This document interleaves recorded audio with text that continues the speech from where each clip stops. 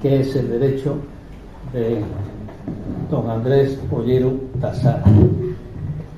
Y según el protocolo que se han organizado, me corresponde a mí tomar inicialmente la palabra. Eso para mí es, desde luego, un honor, una satisfacción volver a presentar un libro de Andrés. Voy a hablar en términos familiares, dado el auditorio que aquí se encuentra. Ya lo hice en el 2019 en el Aula de Cultura de Ideal, conjuntamente con el decano del Colegio de Abogados, Leandro Cabrera, con su libro Filosofía del Derecho y Constitución. Y no pude volver a hacerlo en mayo pasado por un repentino ataque de COVID que me impidió participar en la presentación de su libro Entre el Derecho y la Vida Pública, así que estoy en deuda contigo, Andrés. También es un honor compartir esta mesa, además de con Andrés, con la profesora Pérez Vera, doña Elisa Pérez Vera. Ambos tienen dos trayectorias absolutamente espectaculares, dispares, aunque convergen en dos circunstancias: en haber sido magistrados del Tribunal Constitucional, nada menos, y en ser académicos numerarios de la Real Academia de Jurisprudencia y Legislación de Granada.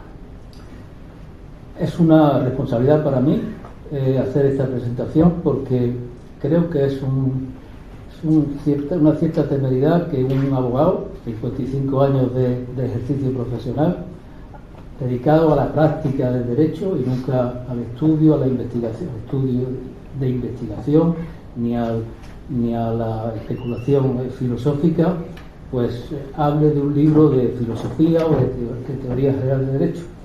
Pero yo lo hago con mucho gusto, porque así me lo ha pedido el autor y porque se trata de un libro de divulgación, sencillamente, aunque evidentemente también pues maneja conceptos que no son de fácil comprensión. Me salva en esta inquietud que tengo la convicción de que el presentador de un libro pues tiene una función de telonero o similar al telonero, y lo que tiene que hacer es procurar preparar el terreno y dar paso a que hable el autor. Así que voy a referirme a qué es el derecho en términos muy generales, y solo daré unas pinceladas sobre algunas de las cuestiones de las que trata el libro, que me parecen relevantes para que ustedes se acerquen a su contenido y se animen a leerlo. El libro forma parte de una colección de 11 títulos, la que este es el 12º, de conceptos ambiguos y difícilmente definibles: qué es la antropología, qué es la enfermedad, qué es el transhumanismo, qué es el alma, qué es la conciencia, qué es el universo, qué son las emociones, qué es el judaísmo, qué es la neuroteología, qué es el hinduismo y qué es el islam. Son conceptos ambiguos que todos tenemos idea de lo que son, pero que no es fácil. Tan no es fácil que ya el primer capítulo del libro comienza con estas palabras de su autor: ¿qué es el derecho? Menuda preguntita, nada más complicado que dar respuesta a lo que se considera obvio. Y Andrés ha afrontado su propio reto a través de 157 páginas que se distribuyen en 25 capítulos y un epílogo, con un lenguaje asequible, huyendo en lo que puede de tecnicismo. Es un libro pensado y escrito para quienes no son expertos en derecho, que, como dice el prólogo de Juan Arana, utiliza un lenguaje llano y, por indicación editorial, evita citas eruditas.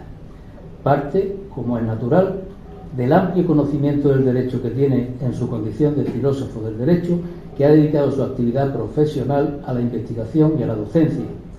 También de su enorme experiencia en la creación del derecho como parlamentario en el Congreso de los Diputados durante 5 legislaturas, 17 años y medio. y de su larga práctica en la aplicación del derecho como magistrado del Tribunal Constitucional. Y trata de cuestiones tan familiares y habituales a Andrés como la confrontación entre el positivismo y el justnaturalismo, la justicia, el Estado de Derecho, las normas y principios, el derecho y la moral, con referencia a la eutanasia y el aborto, el derecho de familia y su conocida posición sobre el divorcio, las parejas de hecho y el cuestionamiento de la heterosexualidad como elemento esencial del matrimonio. En otro plano, también nos habla del papel de la Constitución, de su reforma, del papel del Tribunal Constitucional, de la democracia, los partidos, el electorado y los parlamentarios, así como de la corrupción y las responsabilidades políticas. Es decir, de materias esenciales para conocer qué es el derecho, que además son de candente actualidad en la sociedad española.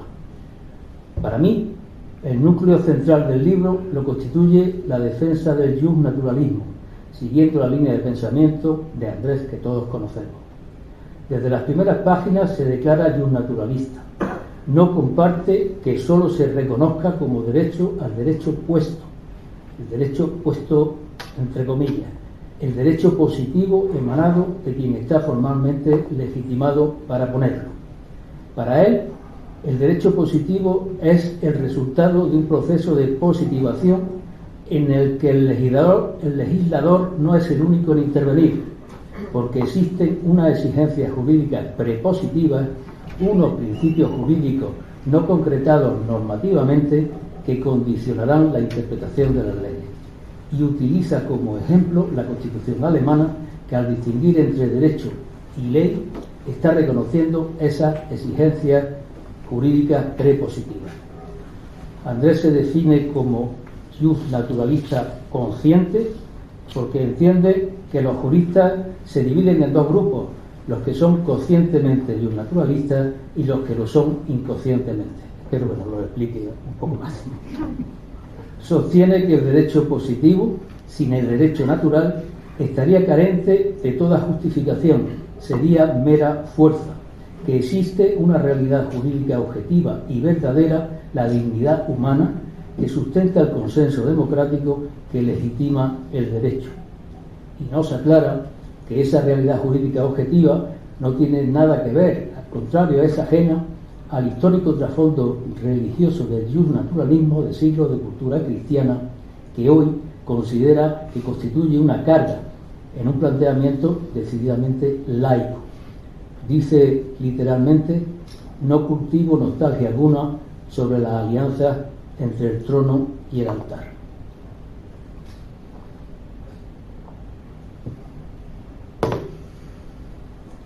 Rechaza que el justnaturalismo sea incompatible con la democracia, como mantienen algunas. Otra frase suya: ninguna democracia sin derecho natural, ningún derecho natural sin democracia.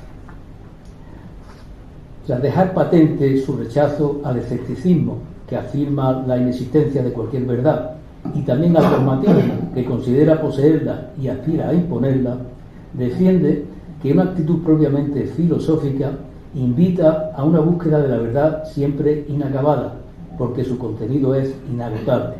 El resultado es la convivencia democrática, que implica el entrecruce de convicciones críticamente contrapuestas. En cuanto al derecho como concepto, y pese a esa menuda preguntita que eludí al principio, desde la primera página del primer capítulo esboza una primera aproximación, comillas: el derecho es ante todo una actividad humana que ayuda a colaborar en la garantía de una convivencia social ordenada. Convivencia y derecho que describe en torno al eje fundamental ya mencionado, la dignidad humana. Entiende el derecho como un mínimo ético indispensable para garantizar suficientemente una convivencia humana. El derecho no pretende hacer feliz al ciudadano, ni rico ni santo. Pretende crear un marco normativo mínimo que le posibilite aspirar a esos u otros objetivos. Esas exigencias jurídicas son mínimas e indispensables, en obligada condición previa para cualquier logro de maximalismos morales.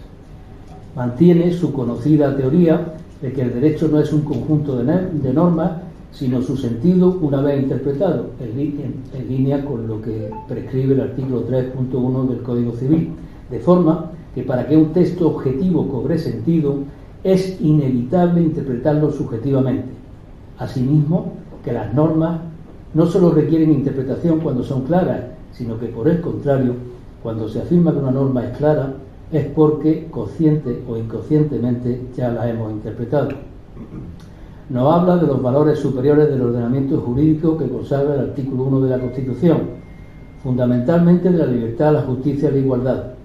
Afirma que la libertad y la igualdad tienen contenido propio y que, por el contrario, la justicia como valor es el ajustamiento de la libertad y la justicia que las armoniza y condiciona. También afirma que la libertad y la igualdad son valores y que la justicia es una actividad.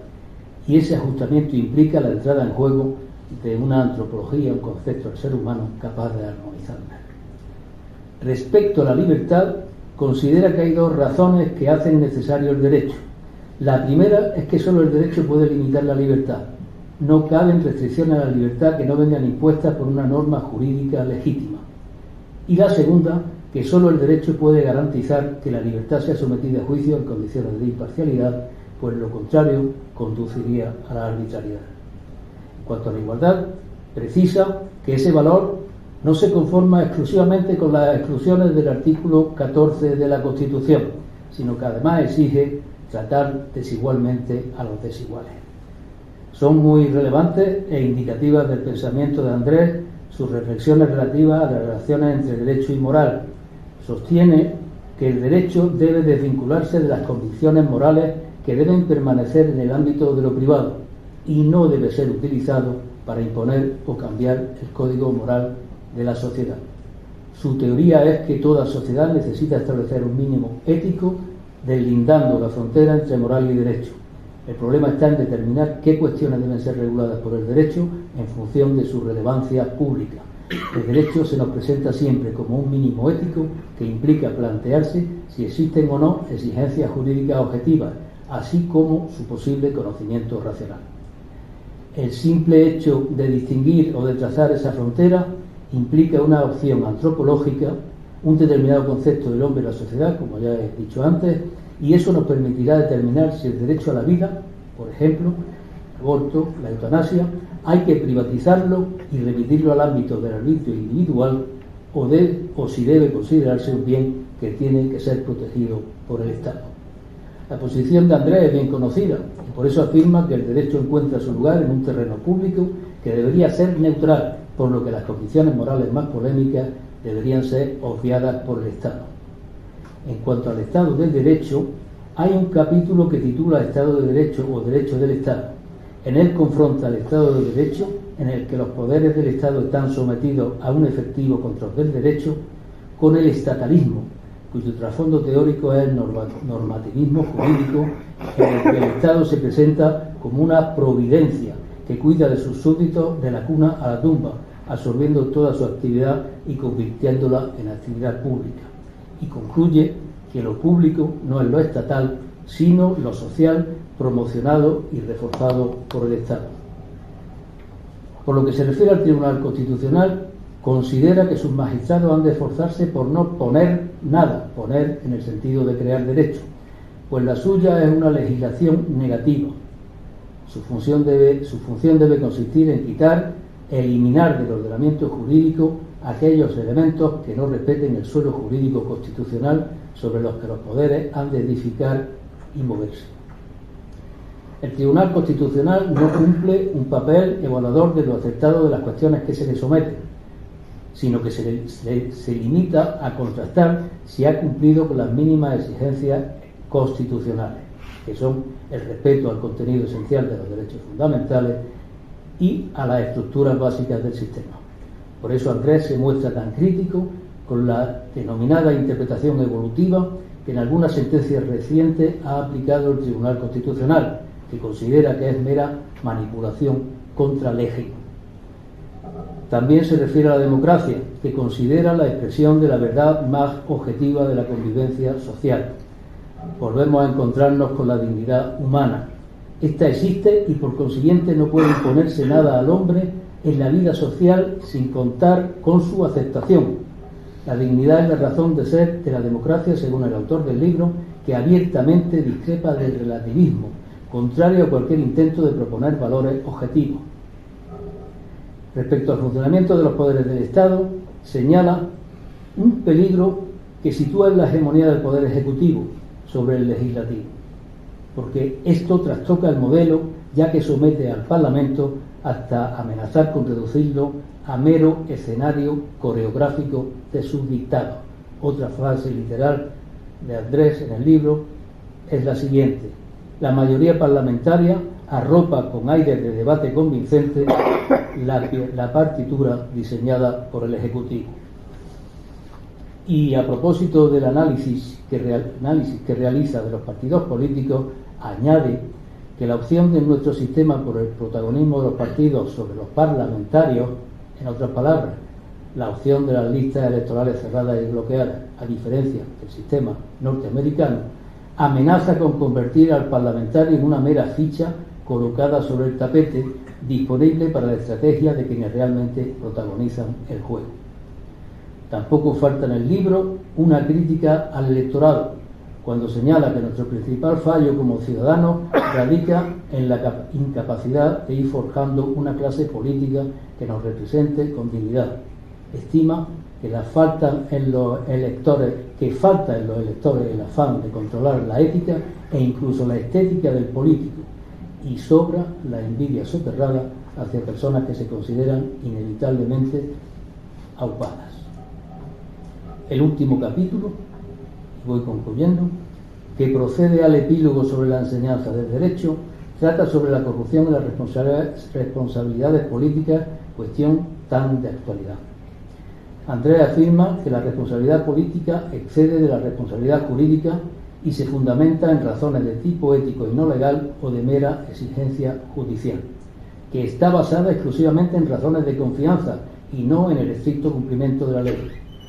En su criterio, en política no rige la presunción de inocencia, sino de responsabilidad.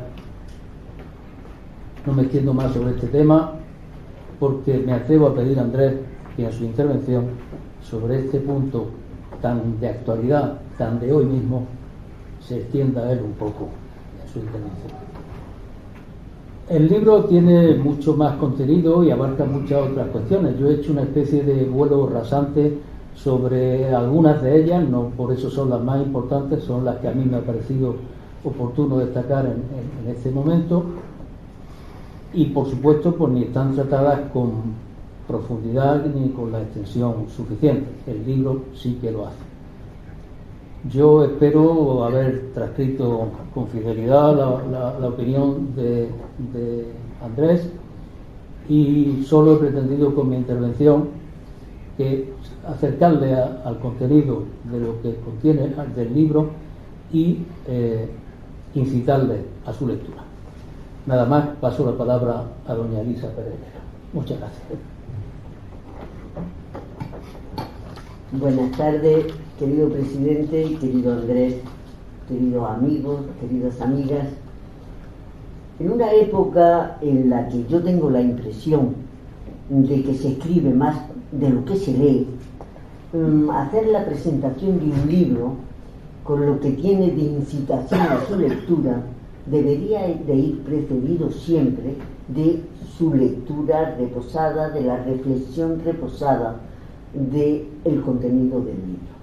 Creo que no siempre es así, aunque yo puedo dar fe, no le he pegado la pegatina hacia al azar, responden a cosas que me han llamado la atención, de que yo sí lo he leído y soy consciente, y todos ustedes también, de que nuestro presidente lo ha leído también y muy a fondo.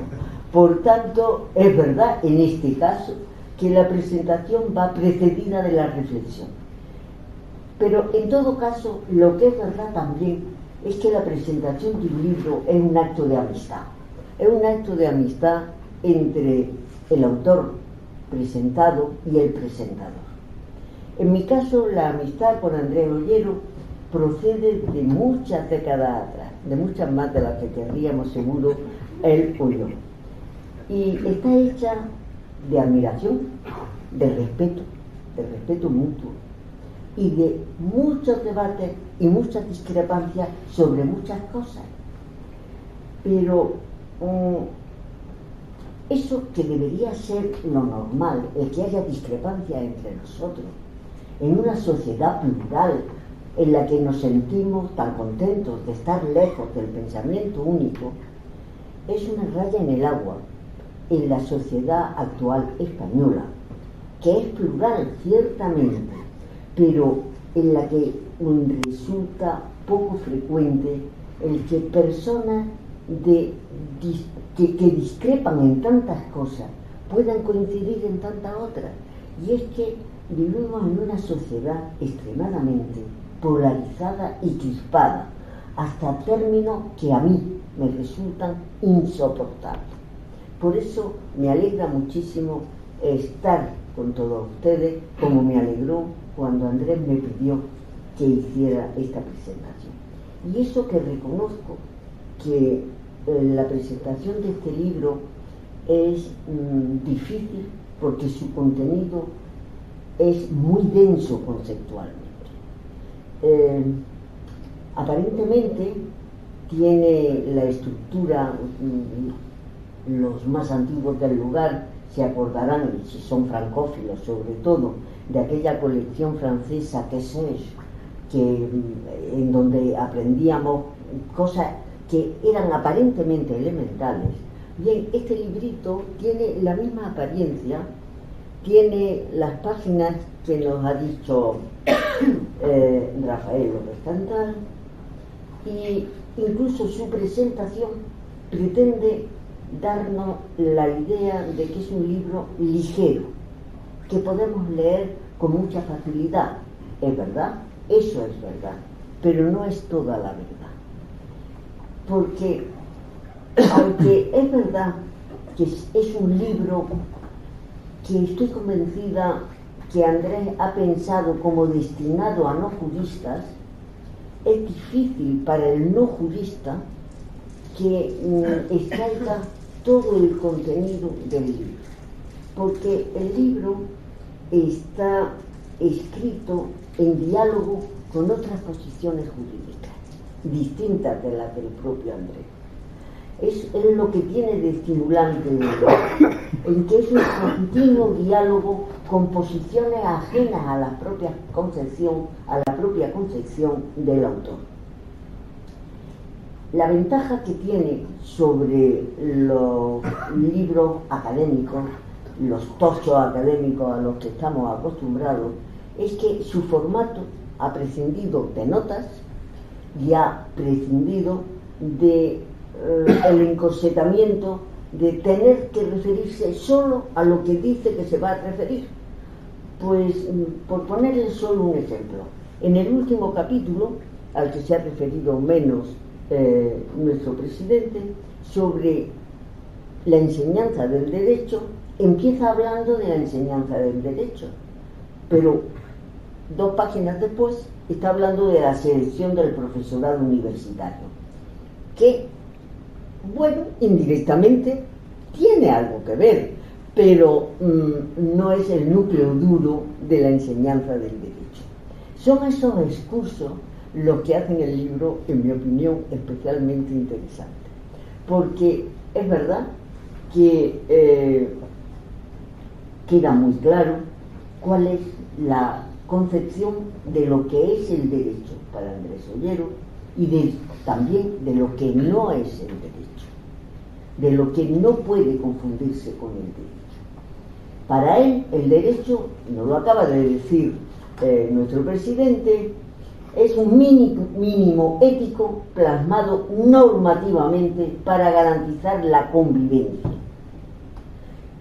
Esas normas en que se plasma ese contenido, ese mínimo contenido ético, exige de una interpretación. Y ahí viene una de sus afirmaciones, yo calificaría de extrema, de provocadora, porque yo creo que Andrés, que es un gran comunicador, sabe que la mejor forma de comunicar es provocar en el que oye, provocar la sorpresa, provocar el hombre, no es para tanto. Bien, y esta es una de las frases que a mí me han llamado justamente la atención. El derecho es más una actividad que un almacén de normas. Pues sí, ciertamente es una actividad, pero exige que existan esas normas que tienen que ser interpretadas. Por eso Andrés se sitúa ciertamente como justnaturalista, pero de un justnaturalismo inclusivo, que tal y como lo describe, solo se puede rechazar desde posiciones estrictamente positivistas que confundan derecho y ley, que confundan derecho y norma. Personalmente yo le compro la idea, a mí me encanta ser justnaturalista inclusiva.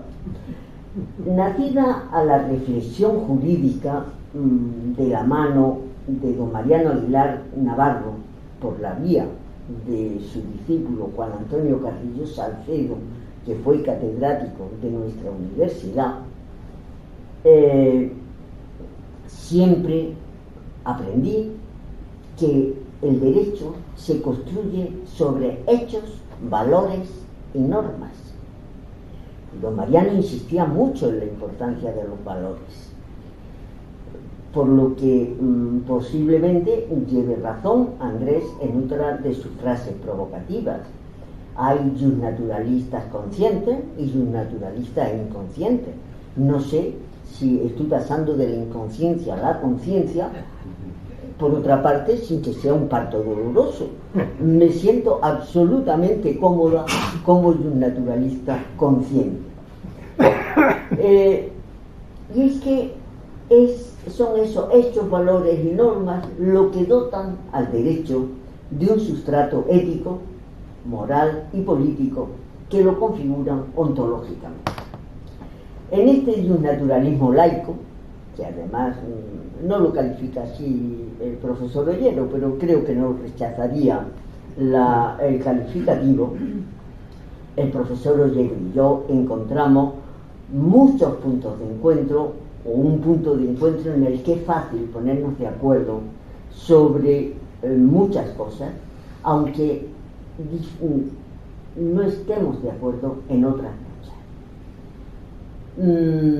Pero no he hecho un catálogo ni de las cosas en las que estoy de acuerdo ni de las cosas en las que no estoy de acuerdo, porque creo que eso no es lo importante, y sobre todo porque lo que yo quiero destacar son dos rasgos de este libro que me parece que son dos puntos axiales, dos piedras ancilares de cualquier correcta construcción jurídica, y en los que coincidimos absolutamente Andrés Ollero y yo. De una parte, se trata de su afirmación de que la dignidad de la persona humana es la base última de los derechos humanos y de la democracia. Unos y otras, constantemente amenazados por quienes se sienten más cómodos en una sociedad regida por la ley del más fuerte. De otra, su empeño en la defensa de los valores constitucionales. Como nos recordaba nuestro presidente hace un momento, Andrés y yo coincidimos con distintas formaciones en el Tribunal Constitucional. Los dos hemos sido magistrados del Tribunal Constitucional. Y hay otro punto, un tercer punto en el que también coincidimos Andrés y yo. No solo somos los dos académicos de esta Real Academia, no hemos sido los dos o somos magistrados eméritos del Tribunal Constitucional, sino que los dos hemos sido profesores de la Facultad de Derecho de la Universidad de Granada, de donde empezaron nuestras discusiones, que fundamentan nuestra amistad, cosa que es absolutamente magnífica y a la que no renuncio. Bien, yo creo que nuestra Constitución no es perfecta. La Constitución de 1978, he defendido en más de una ocasión la conveniencia de su modificación en algunos puntos. Creo que estaríamos de acuerdo en qué punto habría que modificarla para mejorarla, pero aún sin tocarla, aún sin modificarla, sigue siendo un marco válido de convivencia que se basa justamente en el respeto de la igual dignidad, y aquí unimos igualdad y dignidad de todos los seres humanos. Y en fin, una última reflexión. En el libro, como destacaba Rafael López-Tantal, se abordan una pluralidad de temas que a veces quedan solo apuntados. Es verdad que los trata con bastante profundidad, pero sin terminar de culminar su desarrollo. En este sentido, a mí me recuerda a un cuadro impresionista en el que lo más importante es lo que mira el autor, hacia dónde se dirige la mirada del autor. En nuestro caso creo que podemos decir que Andrés Ollero tiene la virtud enorme de plantear las preguntas adecuadas, señalando el camino para hallar la respuesta, pero sin dar la respuesta. La respuesta debemos de buscarla cada uno de los lectores, y a lo mejor diferimos en la conclusión, no ya de Andrés, sino entre nosotros. Posiblemente sea así.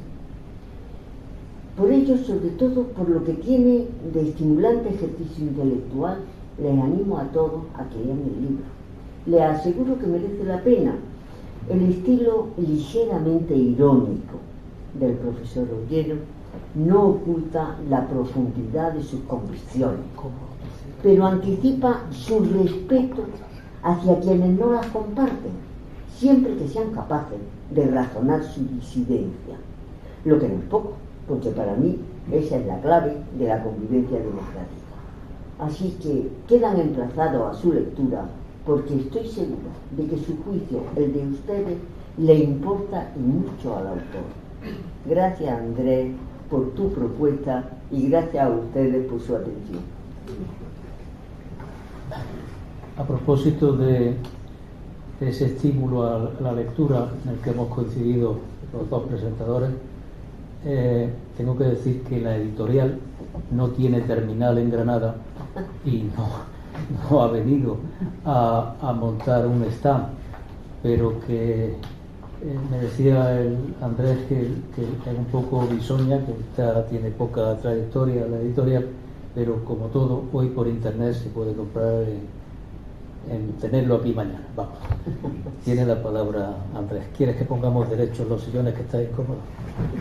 Que están mancomunados. Esto hay que hacerlo entre dos personas. Es que está un poco despegado esto, ¿no? Está pegado. Gracias. Perfecto. Esto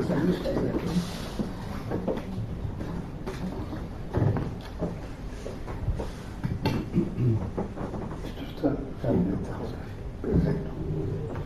Bueno, ante todo, el agradecimiento a la Academia, que tengo el gran honor de ser miembro de ella, por su hospitalidad para presentar este libro, y luego, sobre todo, mi satisfacción, como es lógico, por estar en Granada, ¿no? Es más, así como... esto, no sé qué pasó con este asunto. Estos... lo que somos de letras lo llevamos mal con los chismes estos. Bueno, es igual, ¿eh? Yo lo que no quería es excederme en el tiempo, pero espero que el presidente me llame la atención en su caso. Bien, pues al igual que en el ámbito taurino la alternativa se acaba confirmando en Madrid, a mí me alegra que este libro, pues, que ha sido coeditado por la Real Academia de Ciencias Morales y Políticas, junto a otro, se ha hecho simultáneamente, de Ramón Tamames, sobre qué es la economía, cuando se presenta por primera vez es hoy en Granada. O sea que para mí la alternativa la confirmo en Granada, clarísimamente. El martes que viene se presentará en Madrid, en la Academia de Ciencias Morales, y luego se presentará en Córdoba, en Sevilla, en fin, y en algunos otros sitios, ¿no? Pero aquí por su orden, ¿no? Entonces, pues, aquí estoy encantado. Y voy a comenzar refiriéndome a un asunto al que no se han referido ninguno de los dos. Puramente anecdótico. Y es que aquí se plantea, en un momento dado, que el derecho se debe escribir con minúscula. Entonces, ahora, porque es que yo de vez en cuando, cada vez que me encuentro en algún libro el derecho con mayúscula, digo, bueno, ¿y por qué con mayúscula, no? Y se me dirá, bueno, ¿y por qué no? Hombre, pues porque el arte, por ejemplo, yo nunca lo veo puesto con mayúsculas, ¿no? O la economía nunca la veo puesta con mayúsculas, ¿no? Se pone normalmente con minúscula. Yo solo hago una excepción, y es cuando se habla de Estado de Derecho.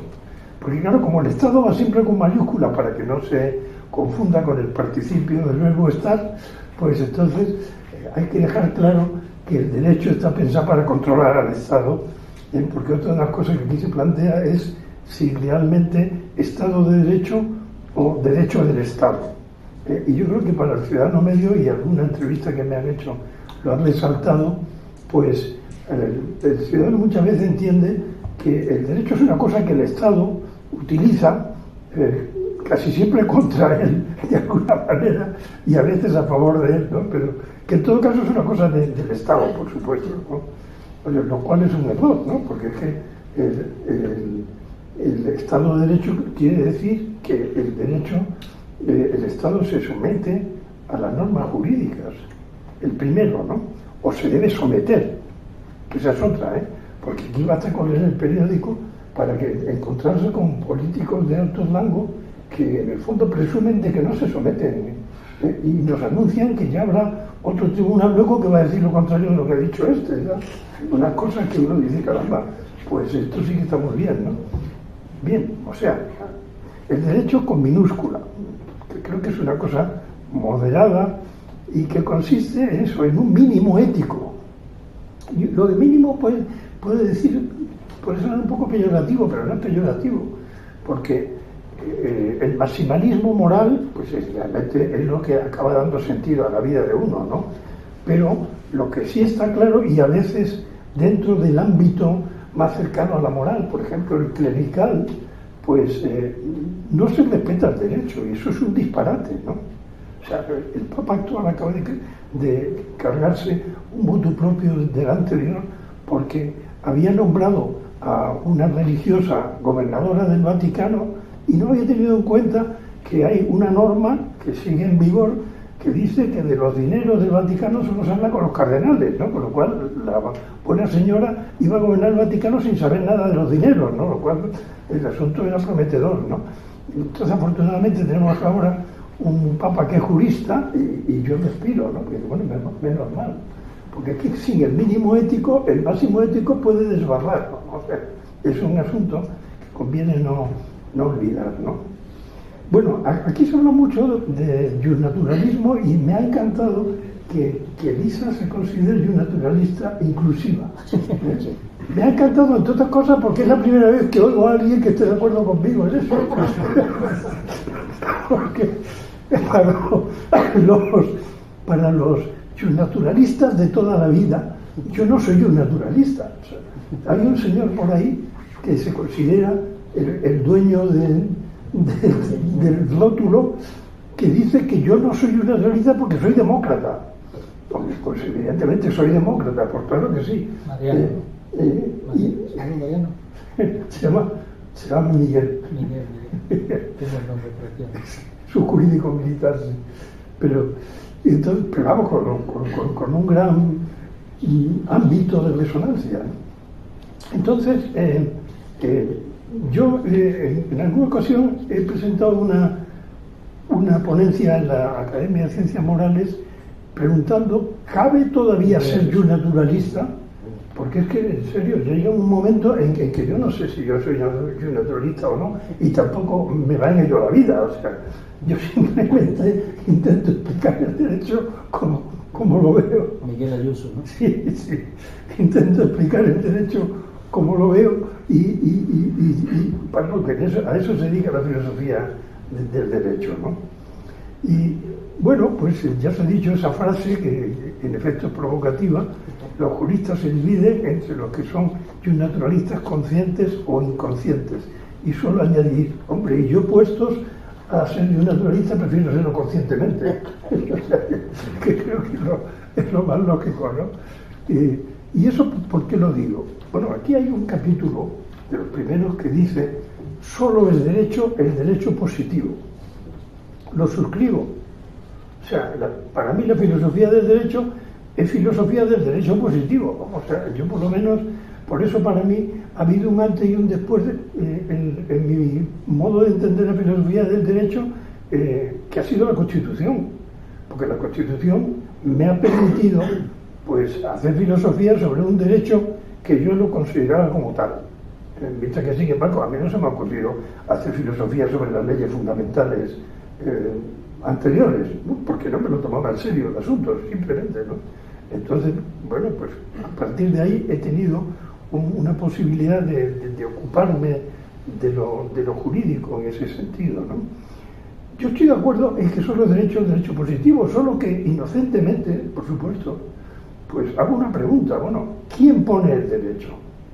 Entonces, claro, si me dicen que el derecho lo pone el legislador, a mí me da la risa, porque he sido 17 años y medio legislador, hombre, en una cuota muy reducida, pero que desde luego no es el que pone el derecho. O sea, el derecho es, como se ha dicho, es un proceso de positivación y se va poniendo, ¿no? Y desde luego, como también se ha dicho, eso de que in claris non fit interpretatio, eso no se lo cree nadie, ¿no? O sea, si usted lo tiene tan claro, porque lo ha interpretado ya, ¿no? Otra cosa es que lo ha hecho inconscientemente, lo cual no es una virtud precisamente, ¿no? O sea que en ese aspecto mi naturalismo tiene ese sentido, ¿no? Porque ahí mi estancia en Alemania, en mi juventud lejana, me dejó muy marcado en ese sentido, ¿no? O sea, allí yo hice un libro que se editó luego en alemán también, sobre las teorías del conocimiento que había en ese momento y su repercusión sobre el derecho, ¿no? Entonces, pues me ocupé de la filosofía analítica, me ocupé del racionalismo popperiano, me ocupé de la teoría crítica de Habermas, que entonces era marxista, luego, como es inteligente, dejó de serlo, y sobre todo de Gadamer, ¿no? De la hermenéutica.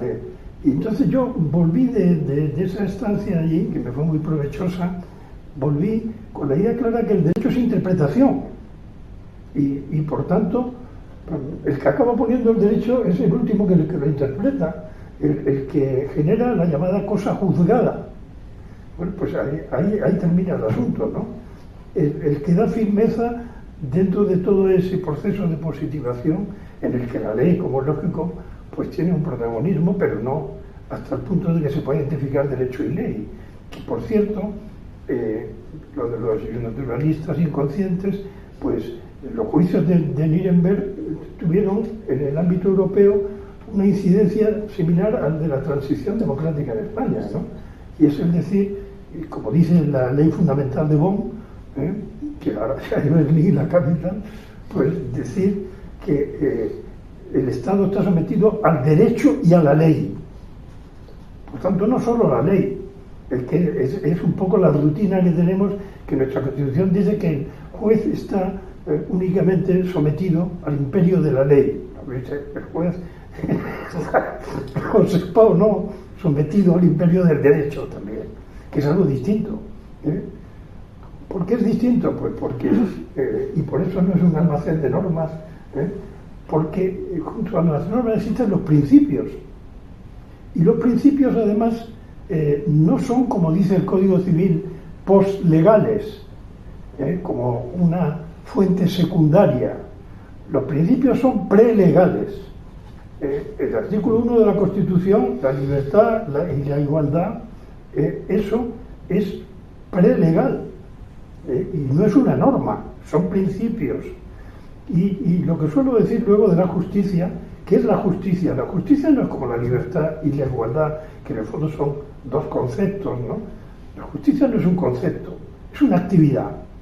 Por eso se habla de hacer justicia, porque es que la justicia es algo que hay que hacer. ¿Y en qué consiste esa actividad? En un ajustamiento, como su mismo nombre dice. ¿Y qué ajusta? La libertad y la igualdad. Esa es la clave de la cuestión. O sea, una libertad ilimitada es antijurídica por definición. Y hoy estamos sumidos en el individualismo más total y por eso se están haciendo disparates jurídicos convertidos en leyes, ¿no? Porque es que, claro, no se puede decir que aquí, pues la eutanasia, por ejemplo, me preguntaban hace poco en una entrevista, ¿es un derecho a la eutanasia? Digo, no, la eutanasia es una irresponsabilidad.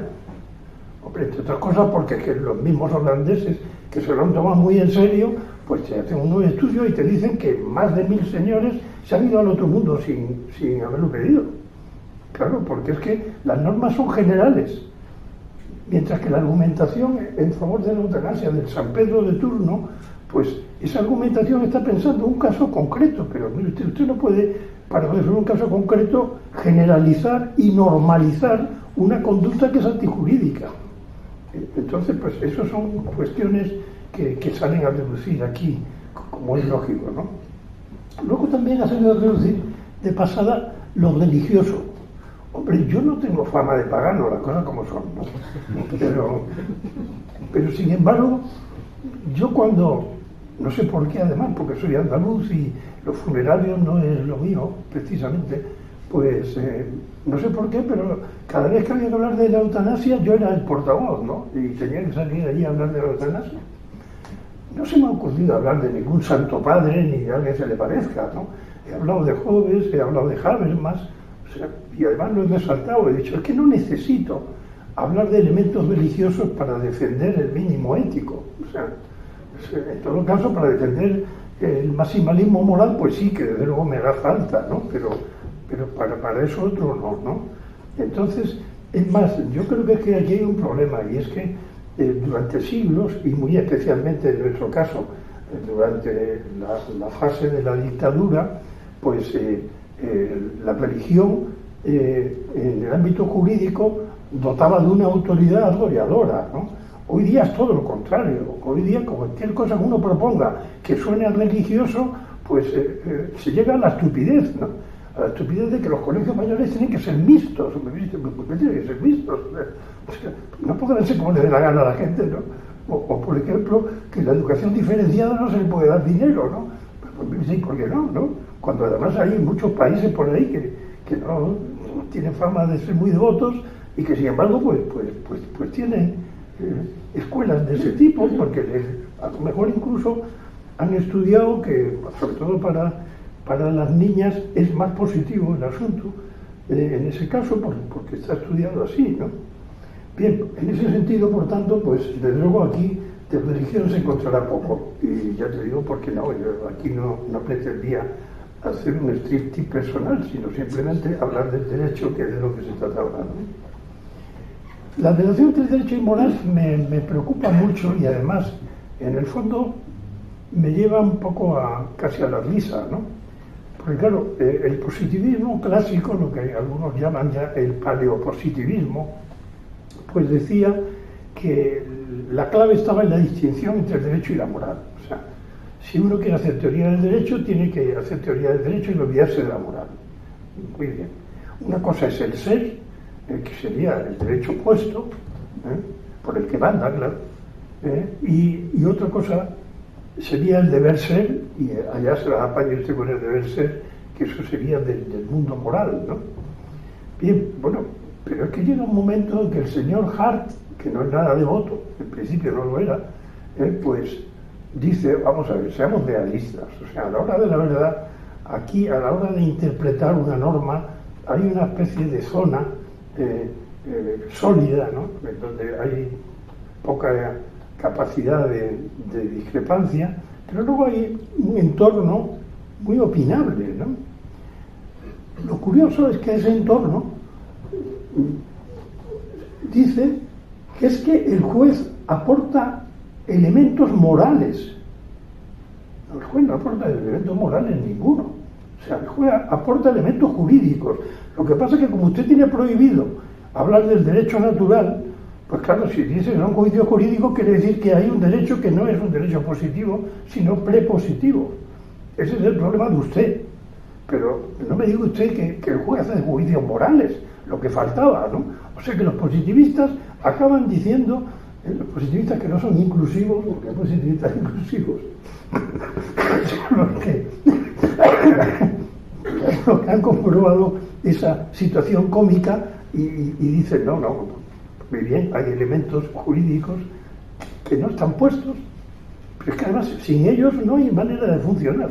O sea, los principios son anteriores a las normas, por eso hablo de principios en spray, ¿eh? O sea que el principio en spray eran los principios postlegales que se hacía así con el sistema jurídico y chorreaban un poco de principios generales del derecho. No, eso no es así. O sea, los principios son prelegales, sobre todo los principios constitucionales, que son en ese aspecto enormemente interesantes, ¿no? Se ha comentado que no soy muy partidario de la interpretación evolutiva. Hombre, claro, por una razón muy simple, y es que la Constitución se le atribuye lo que se llama una rigidez. La Constitución, como control del legislador, tiene sentido en la medida en que el legislador tiene que someterse a la Constitución. Por tanto, en eso consiste la rigidez de la Constitución, ¿no? Entonces, bueno, las constituciones, como es lógico, lo que pasa es que como aquí hay muchas cosas que no son lógicas, pues las constituciones se reforman con gran naturalidad. Nosotros las hemos reformado ya 3 veces, aunque eso sí, siempre con Europa por en medio, ¿no? Porque aquí lo europeo es sagrado, y lo cual es lógico teniendo en cuenta la de años que estuvimos soñando con ser europeo. De hecho, pues entonces ahí hay un elemento que entraba claramente en juego, ¿no? Bien, pero a la hora de la verdad, pues lo que hay que entender ahí es que hay unos elementos que son en ese aspecto una rigidez tiene que haber en la Constitución. Cuando yo comparecí ante el Congreso, donde era bien conocido, como candidato para el Tribunal Constitucional, el portavoz socialista, que era Jáuregui en aquella ocasión, queriendo ser un poco incisivo, que no pareciera aquello que era un asunto como era realmente, ¿no? absolutamente preparado, pues me preguntó, así con aire avieso, me preguntó si a usted le entregaran un papel en el que dijera que donde el artículo 32 de la Constitución dice el hombre y la mujer en condiciones de igualdad tienen derecho a contraer matrimonio, que en vez de eso dijera todos en condiciones de igualdad tienen derecho a contraer matrimonio, ¿usted qué diría? Y yo le dije, pues mire usted, yo diría que estoy muy contento de que usted y yo estemos de acuerdo en que hay que cambiar la Constitución para que eso salga adelante. Pues no se ha cambiado la Constitución. O sea, la Constitución sigue diciendo el hombre y la mujer, y es el único artículo de la Constitución que dice el hombre y la mujer. O sea que hay muchos que dicen todos y tal, ¿no? Pero ese no dice todos, ¿no? Entonces, esa interpretación evolutiva que la sacan adelante siempre, además, con una misma cita, que es una cita de una ley canadiense. Por lo visto somos hermanos gemelos de los canadienses. Yo no lo sabía, las cosas como son, ¿no? Quizás porque nunca he estado en Canadá, entre otras cosas, ¿no? Bueno, pues entonces resulta que ahí dicen que la Constitución es un árbol. Hombre, un árbol. Yo había oído hablar de la hidráulica jurídica, ¿no? Las fuentes del derecho, ¿no? Las lagunas, o sea, todo muy hídrico, ¿no? Pero de pronto resulta que le da por lo forestal, ¿no? Y resulta que la Constitución es un árbol. Bueno, por lo menos pongámonos de acuerdo en que el peral no de olmo, porque si no, ese es o el olmo no de peras, ¿no? Porque si no, esto es un lío, ¿no? Pues en ese lío estamos, ¿no? O sea, aquí se cambia la Constitución con gran tranquilidad, ¿no? No, pues, es que entonces no existe la Constitución. El otro día, el actual presidente del Constitucional le hicieron una entrevista que para mí fue provocativa, ¿no? Hasta el punto de que publiqué una tercera en ABC sobre el particular, ¿no? Y había un momento en que yo interpreté mal, porque él decía que si hay una ley orgánica que ha cumplido todos los requisitos parlamentarios exigibles, el Tribunal Constitucional pues tiene que decir que es constitucional. Y yo dije, bueno, esto debe ser fruto de que esto debe ser una entrevista de estas telefónicas en la que vaya usted a saber entre lo que uno ha dicho y lo que luego sale de lo que pasa, ¿no? Pero no, luego fui a la sentencia en cuestión y es que lo dice la sentencia, o sea, dice ese disparate. O sea, si una ley, por el simple hecho de ser orgánica, de tener un determinado quórum, pues ya que dice que es constitucional, pues entonces, ¿para qué tenemos Tribunal Constitucional? Vamos, o sea, me parece que es absurdo, ¿no? Pues sí, ahí en ese lío estamos, ¿no? Y por último, pues lo de las responsabilidades políticas, que se me había pedido. Bueno, yo eso es un asunto que escribí hace muchos años. Lo escribí con motivo del GAL, ¿no? Por cierto, anuncio un libro en mi mente. ¿Es posible? Sí. ¿No hay tiempo a leer?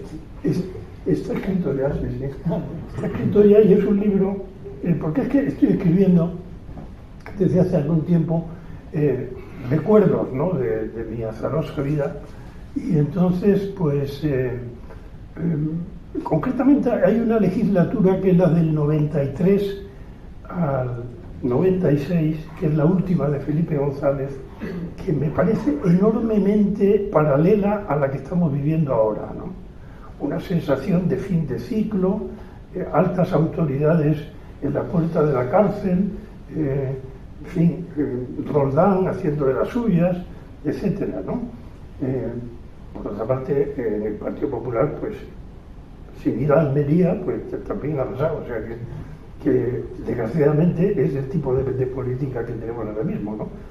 Y entonces, bueno, pues eso me llevó a plantearme lo de las responsabilidades políticas, que es un asunto que en España prácticamente se ignora. O sea, yo, vamos, para encontrar políticos ejemplares en ese sentido, pues tengo que remitirme a Manuel Clavero, que fue profesor mío, por cierto, que dimite como ministro y abandona luego la UCD simplemente porque Andalucía estaba maltratándola con un referéndum en el que decía andaluz, este no es tu referéndum, lo cual realmente es un monumento a la insensatez, ¿no? Sin precedentes, ¿no? Y entonces, bueno, pues dimitió y yo le puse una carta pues demostrándole mi agradecimiento como andaluz por lo que había hecho y demás. Y claro, me salió cara porque a mí y a algunos más, porque entonces me dijo, bien, muy estupendo, pues entonces monta en Granada el partido Unidad Andaluza. Y entonces aquí estábamos Luis Valverde y montamos Unidad Andaluza y nos fuimos a salpujarlas, a predicar el Estatuto de Andalucía y a cantar un himno que no se sabía nadie, ¿no? Pero, en fin, ese fue mi bautismo político, porque hasta ese momento yo había procurado estar más bien ajeno a la política, ¿no? Entonces, pues sí, Clavero, Asunción, pues en el lío de Roldán, pues él había puesto allí, había avalado a Roldán y se da cuenta de que eso, a la confianza que los ciudadanos habían depositado en él, pues afectaba. Y entonces pues dimite como un señor, ¿no? En Alemania, un ministro, había más de uno, que es acusado de plagio en su tesis doctoral, pues dimite. Aquí no, aquí un señor que todo el mundo sabe que hay un libro que él no ha puesto ni una línea, pero él ha puesto el nombre, pues está encantado de ser autor. O sea que yo creo que ese tipo de historias es bastante lamentable y sobre todo esa sensación de que aquí el único modo de que alguien se considere obligado a abandonar la política, como acabamos de ver hace no muchos días, es que la Guardia Civil pues entre a saco y le copie el iPhone, ¿no? O sea, de lo contrario, aquí no hay manera, ¿no? Bueno, entonces, pues claro, pues estamos en donde estamos y con los líos hoy mismo también de entradas carcelarias y cosas de este tipo, ¿no?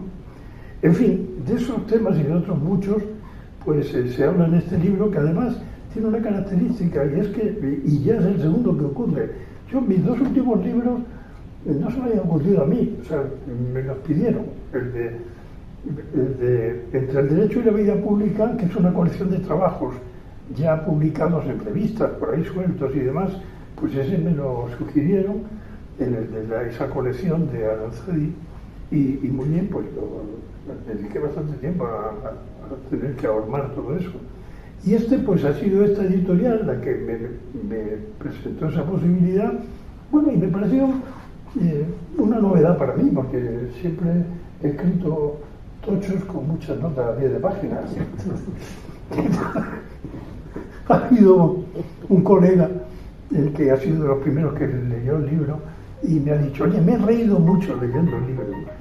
Y yo le dije, pues yo también escribiéndolo, las cosas como son, o sea, que el libro no es un ladrillo, o sea, es una cosa que tiene cierta soltura, hombre, sobre todo también si se es un conocedor del mundo jurídico mucho más, sin duda ninguna. En fin, es lo que puedo complementar respecto a lo ya dicho, y ya había dicho aquí el señor presidente que iba a haber preguntas, por lo cual sí. Estoy a disposición del que esté animado a preguntar. Antes de abrir el coloquio, quiero hacer una postilla a lo que nos acaba de decir Andrés. Respecto a la pregunta de Jáuregui en el Congreso y respecto a su acceso a la política. Una de las características de este libro, que abunda en lo que ha dicho, que es entretenido, es que tiene algunos apuntes muy breves, muy de pasada, no son objeto directo de su reflexión, autobiográficos. Andrés nos habla de ese episodio, nos habla de cuando se fue a Barcelona a prepararse nos habla de unos paseos por aquí con Granada con Noberto Bobbio, un positivista que deduzco que sería naturalista y un naturalista inconsciente, etcétera. Quiero decir con eso que el libro es muy entretenido, efectivamente, y como Andrés, visto está, es una persona tan irónica, pues tiene también mucho de ironía y de diversión. Y te quería añadir una cosa, Andrés. A propósito también de lo que has comentado de que derecho se escribe con minúsculas, eso está en las primeras páginas del libro, pero yo he seguido atentamente y en la página 36 aquí lo ponen con mayúsculas. Te lo digo para que le llamen la atención al editor. Página 36. Pues aquí lo señalé porque me llamó la atención. Bueno, vamos a abrir un coloquio. Voy a completar la cita que has hecho de Bobbio comentando que tuve la suerte de pasearme por Granada con Bobbio y lo llevé a la catedral. Y nos sentamos en un banco así, estaba casi vacía. Nos sentamos en un banco aquí en primera fila y había una lápida donde ponía víctimas del marxismo y tal igual. Entonces me dijo, ¿cómo puede haber víctimas del marxismo? Si el marxismo es una teoría, serán víctimas del comunismo en todo caso, pero no del marxismo. O sea, es una anécdota que recuerdo del paseo con Bobbio por Granada. Bueno, abrimos el coloquio. Voy a ver si, aprovechando que el libro debuta en Granada, estrujamos un poco a su autor, que lo tenemos aquí con nosotros. Adelante, Juan Carlos. Hacer una pregunta, porque aprovechando que cuando... ¿Te importa subir la voz?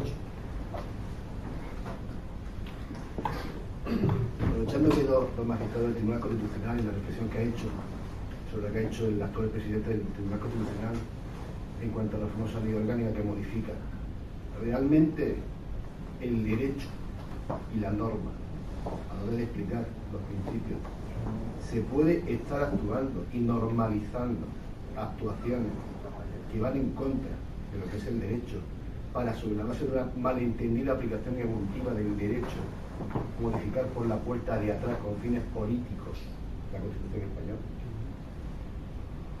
O sea, se pueden normalizar conductas con una aplicación particular del derecho para llegar a una modificación de la Constitución con finalidades políticas. Bien, bueno, pues personalmente, al margen de la visión que yo tenga desde el punto de vista moral respecto a las relaciones homosexuales, eso es un asunto que, como ya he dicho antes, no creo que tenga que ver con lo que estamos hablando, pues yo creo que en efecto está ocurriendo eso, vamos. O sea, pero no porque yo esté en contra de las relaciones homosexuales, que eso ya podría ser mi problema, ¿no?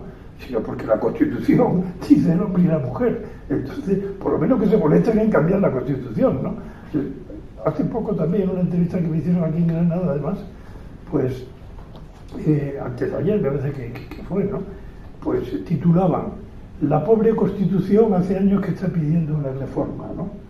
Bueno, entonces que hay cosas en la Constitución que son clamorosas, lo cual es lógico, entre otras cosas porque no había experiencia previa, por tanto veníamos de donde veníamos y no sabíamos muy bien cómo.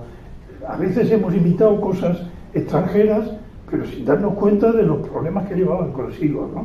Por ejemplo, lo del principio de baronía, el acceso a la corona es de traca, o sea, eso es increíble, ¿no? Menos mal que hasta ahora la biología se ha portado bien. Se ha portado bien. Y no hemos tenido problemas. Vamos, eso va a ser un lío como no se arregle pronto, ¿no? Porque va a ser un jaleo, ¿no? Veamos el primer embarazo de doña Leonor, por dónde va la cosa. Y eso por un lado, ¿no? Por ejemplo, que el gobierno nombre al fiscal general del Estado. Eso es un disparate. Eso es un disparate, y sobre todo cuando a la vez se está sugiriendo que los fiscales pasen a instruir. Bueno, pues entonces eso quiere decir que si el gobierno es el que manda en los fiscales, pues instruirán respecto a las personas que el gobierno les diga, ¿no? O sea, lo que faltaba, ¿no? Entonces eso hay que plantearlo, y muy bien, o sea, cada uno tendrá su fórmula. Yo sugeriría que sea el Consejo General del Poder Judicial. Al fin y al cabo, la Fiscalía tiene lógicamente una relación, aunque se le puede poner algún problema, y que luego que lo haga oído el Consejo Fiscal, que son los que conocen a los fiscales y saben por dónde pueden salir los tiros, ¿no? Bien, algo de eso. El modo de elegir los magistrados del Tribunal Constitucional es disparatado. O sea, una vez que no cabe controlar que haya vetos, y no los hay, pues entonces el asunto es que está cantado, ¿no? O sea, ya se sabe perfectamente, antes de empezar te ponen una escarapela aquí con el partido que te ha propuesto. Yo, curiosamente, me di de baja de inmediato por una razón, y es que pregunté cuáles eran mis incompatibilidades. Yo lo primero que hice cuando abandoné la política fue crear una fundación que se llamaba Ciudadanía y Valores, y el vicepresidente era uno que había sido 12 años diputado del PSOE. Y allí estaba Leguina, y estaba don José Silva de Convergencia, y me dicen en el Tribunal Constitucional que no puedo seguir siendo presidente de esa fundación. Y entonces yo dije, bueno, pues si no puedo ser presidente de una fundación multipartidista, pues me voy a Génova y me voy de baja, ¿no? Porque ¿qué hago yo? Aunque ya sé que legalmente puedo ser militante, pero ¿qué hago yo militando en un partido, no? Y a partir de ese momento, pues ya solo me llamaron para decirme que no sería presidente de él. Porque cuando llamaron al tribunal para darle ese mensaje, el entonces presidente le dijo a doña Soraya: yo hablaré con los afines, pero con Andrés Ollero hablas tú. Entonces fue la única conversación que tuve con doña Soraya a lo largo de 9 años. En fin, esas cosas hay que cambiarlas, ¿no? Pero Elisa también puede decir algo. Hombre, yo puedo decir, pues, en realidad mucho de lo que has dicho tú.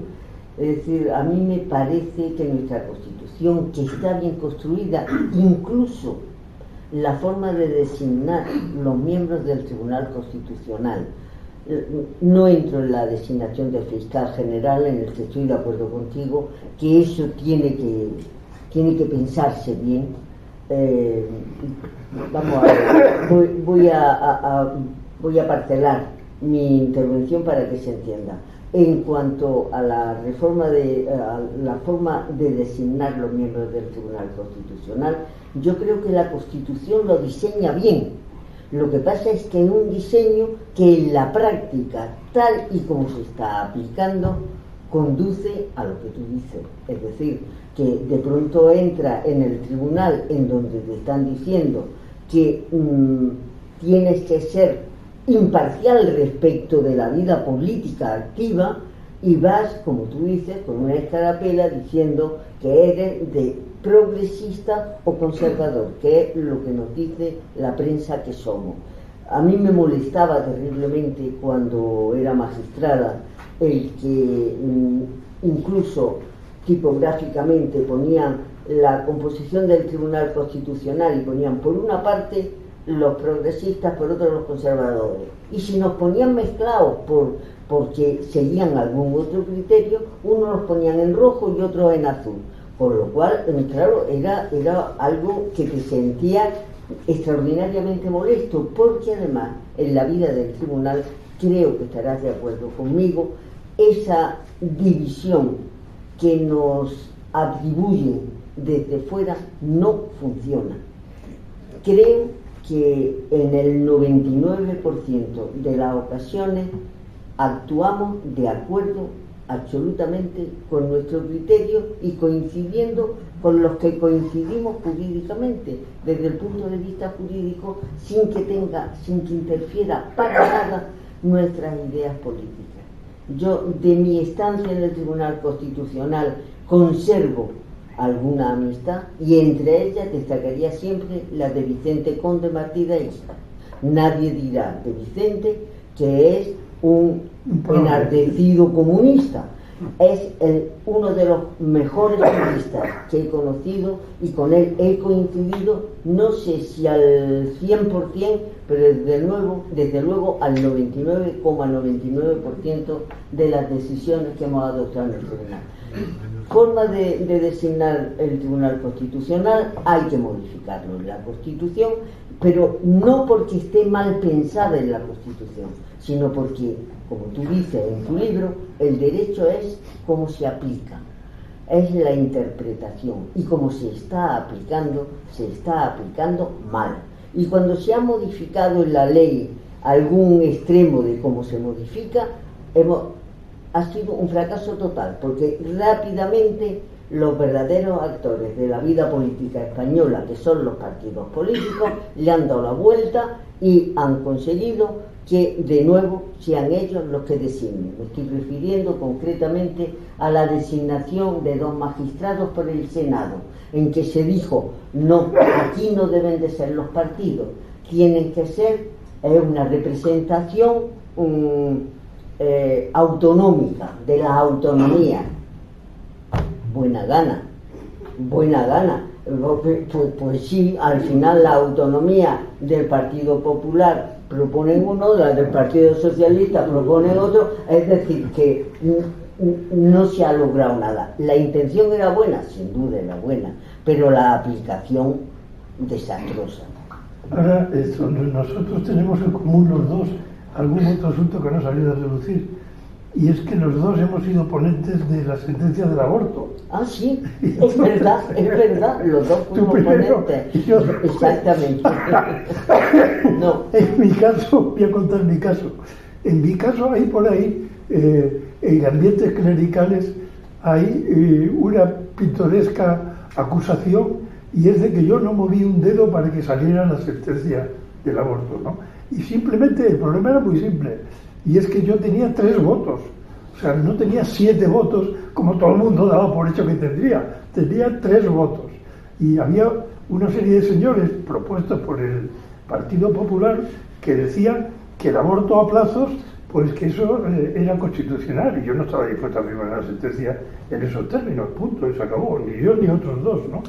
Y claro, pasó como ha pasado con alguna otra, y es que no es que hubiera 2 planteamientos, es que había 3. Entonces, no hay manera, cuando hay 3 planteamientos, a no ser que uno ceda, no hay manera. Pasó también con la sentencia del aborto del 85, que al final fue el voto de calidad de García Pelayo el que dio el resultado. Pues de nuevo estamos hermanados porque ¿por qué no puse yo la sentencia del aborto? Porque no tenía los votos. O sea, es que no depende de cómo vaya vestido, ni de progresista ni de no progresista. Convence a tus compañeros o no los convence con argumentos jurídicos. Y con esos argumentos jurídicos convence o no convence. Y tú sigues muy convencido de tu propia razón, pero ¿cuántas veces? Yo no sé, por lo visto no en todos los tribunales es así, pero ¿cuántas veces mi posición como ponente no ha prosperado y sin embargo he redactado la sentencia y al mismo tiempo he redactado el voto particular? Porque al redactar la sentencia soy intérprete de la mayoría, pongo lo que la mayoría me dice, lo redacto y le doy forma jurídica. Y luego, aparte, hago yo mi voto particular diciendo cómo lo veo yo. Pero creo que yo no veo incompatibilidad entre ser ponente de una sentencia que tú no apoyas. Yo en siete son argumentos jurídicos. En 7 ocasiones he sido ponente, pero además votando a favor y he hecho voto particular. Porque no estaba de acuerdo con en el razonamiento, claro. Miguel Pascual. Sí, buenas tardes y gracias y enhorabuena por estas provocaciones intelectuales que nos recuerdan a toda una trayectoria de pensamiento. Pero bueno, puesto que parece que todos somos naturalistas, conscientes o inconscientes, inclusivos o no, pues, y realmente yo creo que lo somos, porque todos pensamos que hay normas mejores y normas peores, eso será en función de algo, ¿no? O sea que estupendo, puesto que todos lo somos, quizás entonces la distinción importante sea la de un naturalista demócrata y un naturalista no demócrata, ¿no? Y por ahí quizás estamos hablando de constitucionalismo, ¿no? Porque el punto de fricción, imagino, con el naturalista no demócrata, que por lo que veo los hay, ¿no? Es la actitud ante la ley que uno considera antinatural, pero que a lo mejor otros consideran natural, la actitud ante una ley que tú consideras antinatural y la renuncia, si eres constitucionalista, a quitarla, quitar, derecho positivo, ¿no? A quitarla por procedimientos que no sean estrictamente los constitucionales. Por ejemplo, un golpe de Estado, o por ejemplo, una interpretación que deje de serlo. Es decir, que se convierta en contralegislación. Claro, ahí es donde no nos vamos a poner seguramente de acuerdo. ¿Esto es interpretación o esto es trampa? ¿No? No, bueno, nada más que eso. Miguel, por mi parte, totalmente de acuerdo. Totalmente de acuerdo también. Creo que estamos de acuerdo todos. Se acabó la discrepancia. Claro, era a lo que se refería el anterior interviniente. Efectivamente, no nos podemos poner de acuerdo porque donde alguien puede ver evolución, otro ve arbitrariedad o simplemente vulneración. Vulneración de la forma, ¿no? No necesariamente arbitrariedad, pero vulneración. Y ahí es difícil ponerse de acuerdo. Por cierto, una cosa discrepamos. Yo escribo derecho con mayúscula. Escribo derecho con mayúscula porque tengo que distinguirlo de los derechos individuales. Acabará el bolígrafo antes. Andrés, este señor naturalista no demócrata me parece que lleva boinas rojas, ¿no? ¿Y es requete? No creo. No.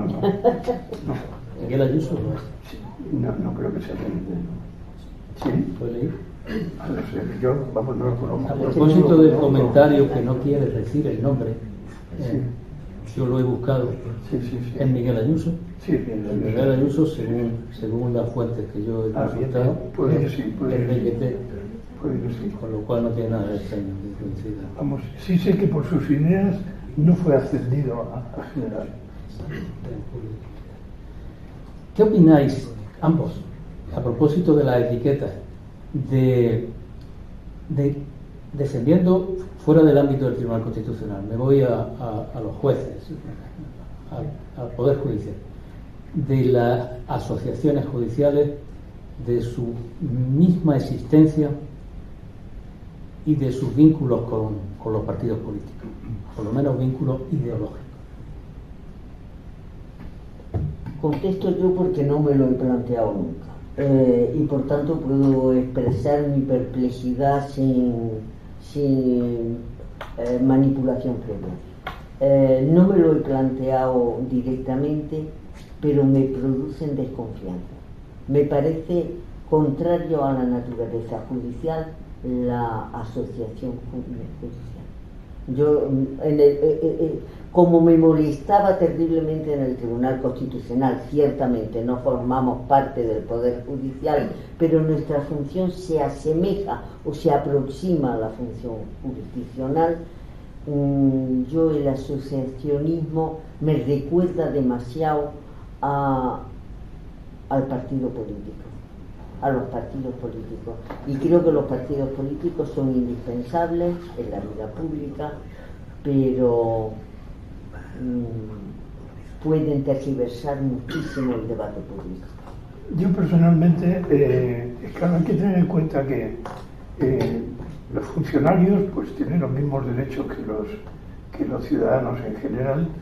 Ya en el caso de los jueces pues se les impide afiliarse a partidos o sindicatos, y precisamente por eso pues se les da el derecho a asociación, se les reconoce, ¿no? Ahí el problema que surgió es que inicialmente cuando se hace la Constitución hay una sola asociación judicial, ¿no?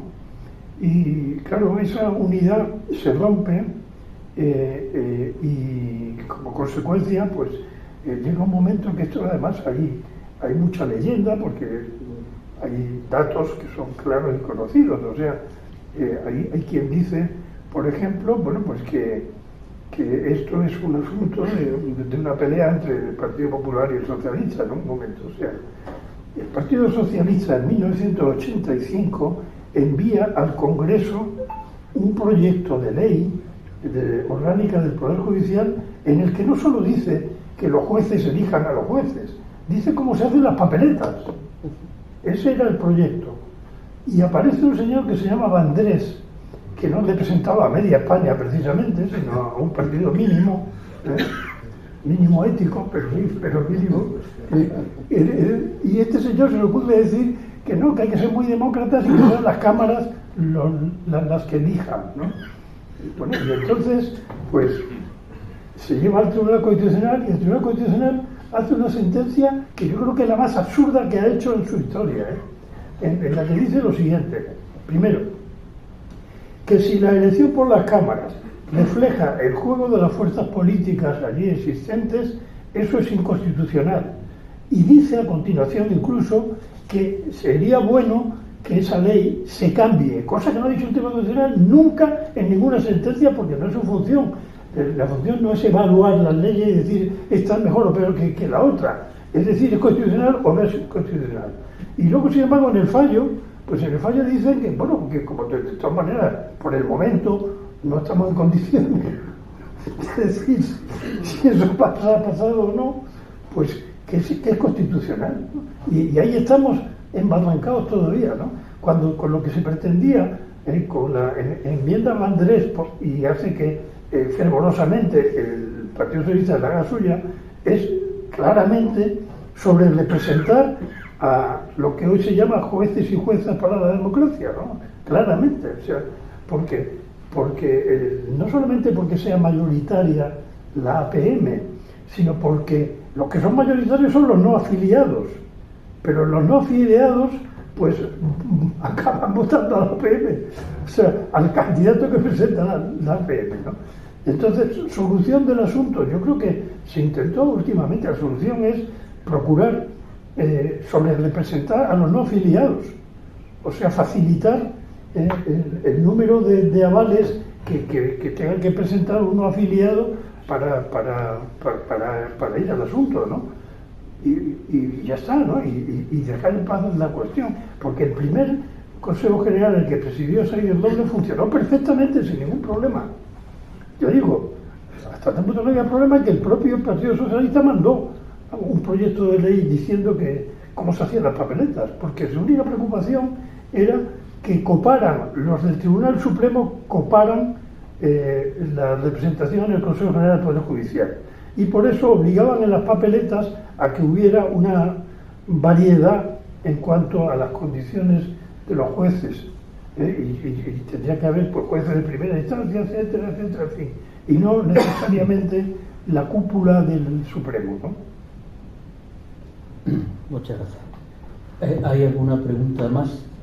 Sí. A ver, Juan Carlos, perdón, primero tú y Juan Carlos, y con esto ya, si parece terminamos, que ya va siendo tarde. Mi pregunta es la siguiente: cuando se redacta la Constitución, pregunto, ¿no se copió del ordenamiento jurídico anglosajón la figura del jurado? ¿Había tradición en la judicatura española del jurado? Yo tengo... Hombre, tengo hablar mucha... de tradición tal vez no, pero existió durante la Segunda República una legislación del jurado, que por cierto no creo que no funcionó de manera modélica, pero por lo que yo sé, no soy historiadora del derecho, pero soy hija de abogado y mi padre sí que me contaba que el jurado era muy manipulable, pero existió una legislación del jurado. Indudablemente es una figura que ha nacido en los países anglosajones y se puede decir que es una figura que ha sido importada, pero no solo por España, porque en los países de nuestro entorno también existe la figura del jurado. Yo creo que sí, posiblemente se imitó, pero era una imitación que venía de muchas décadas antes. No es un invento. No es un invento de la Constitución. Había unos modestos tribunales constitucionarios, como el de las Aguas de Valencia, y otro que se llamaba el Tribunal de Hombres Buenos, de no sé dónde, pero sí, evidentemente, o sea, en el caso de la República, y bueno, y como anécdota, a un magistrado del Supremo le preguntaron que usted qué preferiría, que lo juzgara un magistrado de carrera o un jurado. Y él dijo, hombre, si fuera inocente, pues un magistrado de carrera. Ahora, si fuera culpable, un jurado, ¿no? Para ser Estoy de acuerdo. Juan Carlos. Simplemente ahondar en lo que estaba diciendo Rafael antes de las asociaciones de jueces y jueces. No se te Ay, oye. no se oye nada. Más alto, ¿no? No tanto que te levante como que hablen mal. Hablando de lo que ha dicho Rafael cuando ha planteado la pregunta de la asociación, que creo que se han ido los ponentes por el tema de la conformación de las asociaciones, yo creo más en la realidad jurídica con temas tan candentes como por ejemplo la sentencia del fiscal general del Estado, cuya sentencia aún no está redactada, y el posicionamiento de determinadas asociaciones de jueces, 4 por independiente judicial, jueces y jueces para la democracia, la asociación nacional, la labor crítica de algunas asociaciones de jueces y juezas de un determinado ámbito político con finalidad con el gobierno, criticando una sentencia que no ha sido redactada, tirando la sentencia de poco menos que diga por condenar al fiscal general del Estado. Lo que se va es a que las asociaciones muchas veces se toman partido político. Exacto. O sea, Sí, Ese pero es es que... y el tema real, Pero de justicia, la aplicación del derecho, lo que van es una crítica política sin conocer ni siquiera la fundamentación jurídica de una sentencia que no ha salido todavía, Sí. pero se posicionan con postulados políticos. Pero lo hacen en el ejercicio de un derecho fundamental, Claro. que es el derecho a la asociación. Ese es el problema. O sea, Ese es el problema. Pero son jueces, ¿no? bien, pero hay que llegar hasta este extremo. Por ejemplo, el Partido Popular, Margarita Mariscal de Gante, en tiempo, me acuerdo, pues intentó un sistema para que el juez que hubiera estado en la política no pudiera volver, como ocurrió en el caso de Garzón, Sí. no pudiera volver al ejercicio inmediatamente, ¿no? Pero aquello, la verdad es que no consiguió una mayoría aceptable ni funcionó adecuadamente, ¿no? O sea, es que es un, claro, ahí el problema es hasta dónde vamos a llegar en las limitaciones a determinados funcionarios, porque al fin y al cabo son funcionarios, en el ejercicio de sus derechos fundamentales. El problema, por otra parte, Andrés, es que son funcionarios, pero son funcionarios que tienen una importante capacidad de influir en la vida política. Y Julián está aquí, es militar, y pasa lo mismo con los militares. Y es un tema en el que tenemos que hilar muy fino los juristas. Pero nosotros no tenemos asociaciones. No, ya lo sé que no, pero que te digo que es un tema del que nos hemos ocupado, como sabes perfectamente, los derechos fundamentales de los militares. Es decir, si son fundamentales, ¿por qué el hecho de que sean militares les impide o les coarta? Pues bien, es un problema muy de matiz y realmente, como haría Andrés, es un tema a estudiar, a meditar y para el que desde luego yo no tengo la respuesta. Bueno, pues terminamos el acto. Enhorabuena, Andrés, muchísimas gracias por tu libro y por tu presencia aquí, por decidir que sea Granada y la Academia el lugar de presentación. Y también, Elisa, muchísimas gracias por tus aportaciones. Creo que hemos aprendido mucho escuchando a estos dos maestros del derecho. Y muchas gracias a todos por la asistencia. Buenas noches.